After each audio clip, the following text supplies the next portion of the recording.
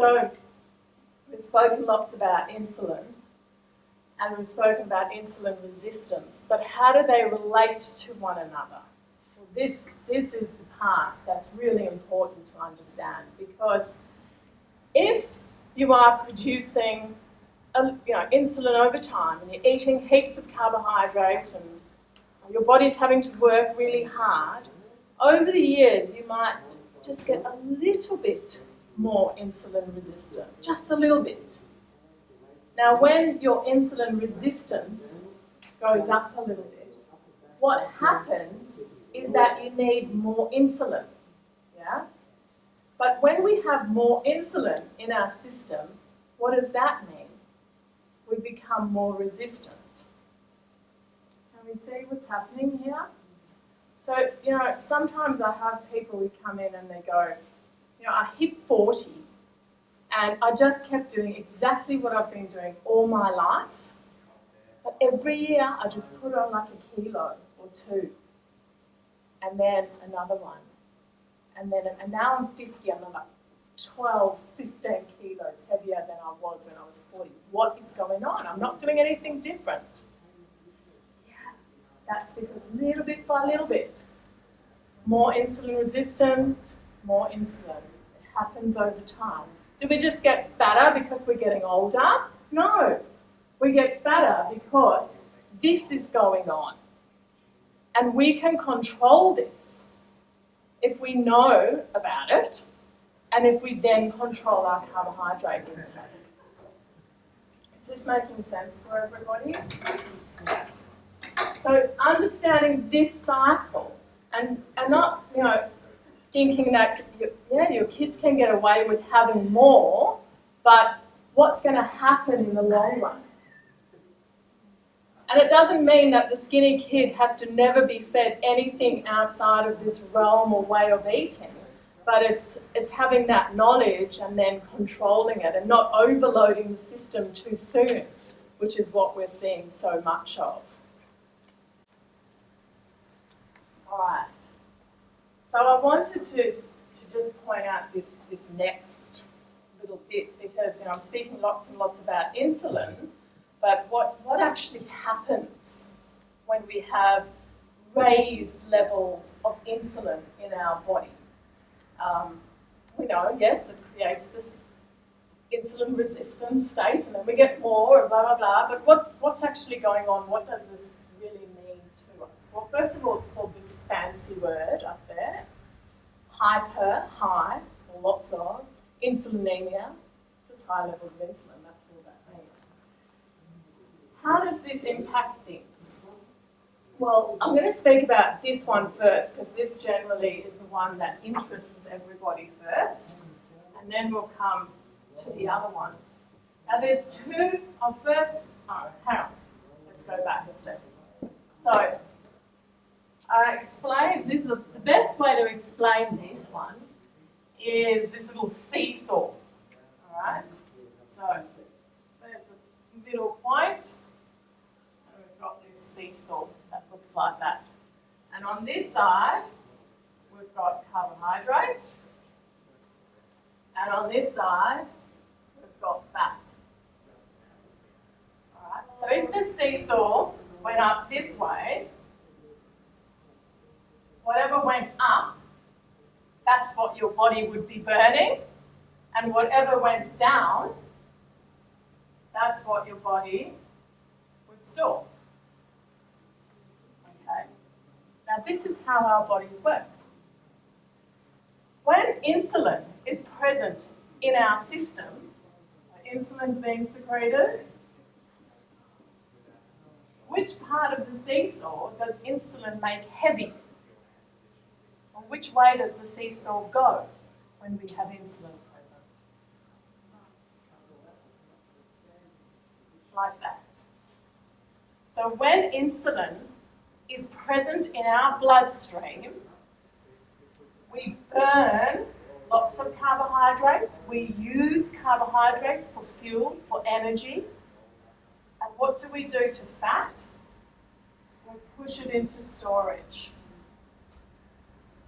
Okay, So now this is all making sense. If you're insulin resistant and your body keeps on producing more insulin and more insulin and more insulin, all you are doing is making yourself dependent on carbohydrate, and you are pushing your fat into storage. And it gets worse and worse. It's this vicious cycle that I explained. So, how do we turn this around is we've got to do something about the insulin levels.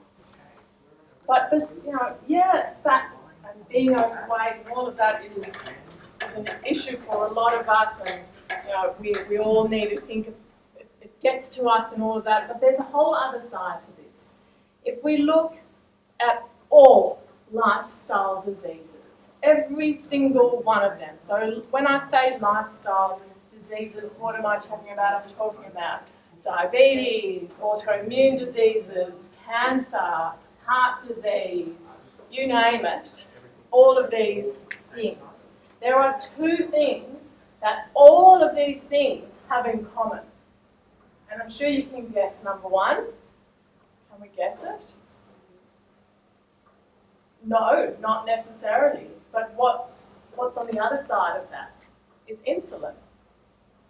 If you've got one of those lifestyle diseases, you have high levels of insulin. So it's not just about weight when it comes to insulin. It's about disease too. The other thing that is always present in all of these lifestyle diseases is inflammation. Insulin and inflammation.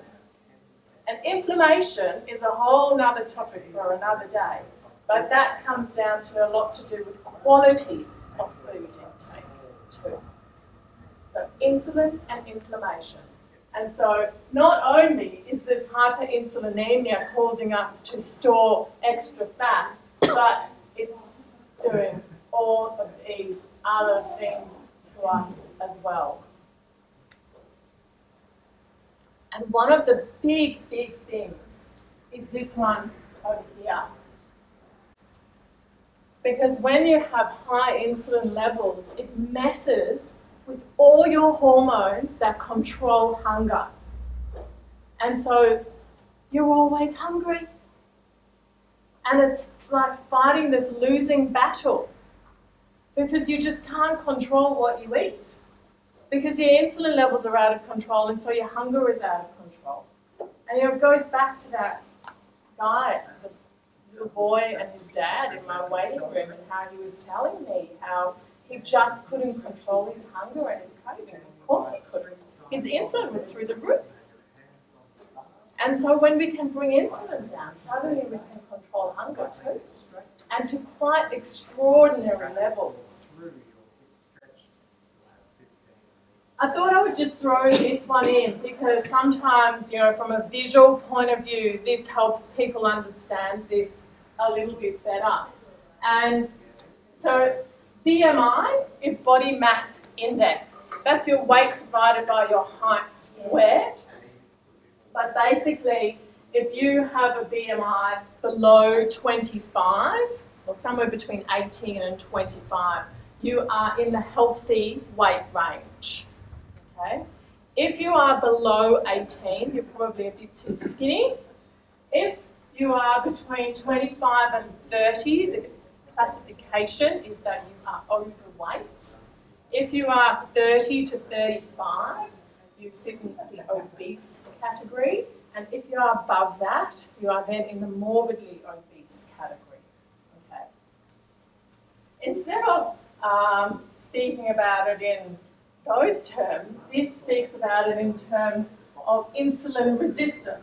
So you are mildly, moderately, markedly, severely, morbidly insulin resistant. So the red line right at the bottom, that's that person who eats massive amounts of carbohydrate and their weight never changes. So you can see this line at the bottom is the amount of carbohydrate. So that red line person, they could eat 100 grams, they could eat 200 grams, they could eat 400 grams of carbohydrate per day.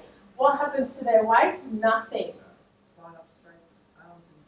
They are so sensitive that they just clear it up. Okay?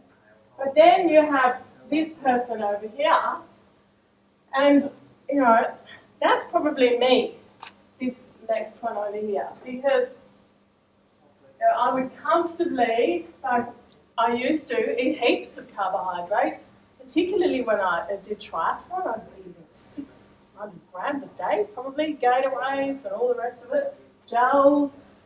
And I could control my weight through the exercise and whatever, but you know, I never would go up above there.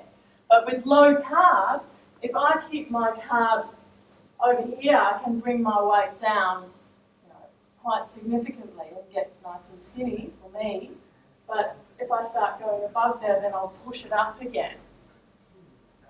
But the eye-opening one is the person, that yellow line up at the top, because if you are that person over there and you went on a diet,